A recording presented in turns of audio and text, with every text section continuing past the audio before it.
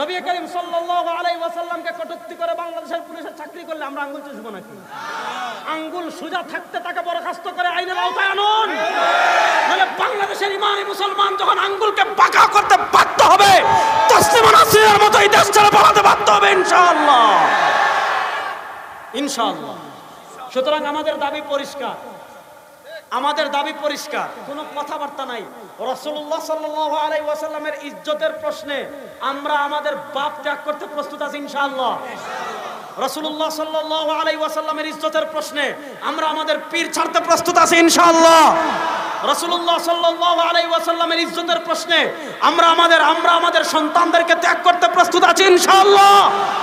সুতরাং বাংলাদেশে শাহবাগীরা যেমন বাংলাদেশে প্রতিষ্ঠা করতে পারে নাই, শাহবাগীদের বিরুদ্ধে সারা দেশের তাওহীদি জনতা যেমন ভাবে ঐক্যবদ্ধ হয়েছিল শাপলা চত্বরে, ইনশাআল্লাহ যদি এই নাস্তিক কুলাঙ্গারকে আইনের আওতায় না আনা হয়, বাংলাদেশের তাওহীদি জনতা আল্লাহ নবীর ইজ্জতের হেফাজতের জন্য কাফনের কাপড় মাথায় নিয়ে ইনশাআল্লাহ রাজপথে নামার জন্য প্রস্তুত আছে ইনশাআল্লাহ।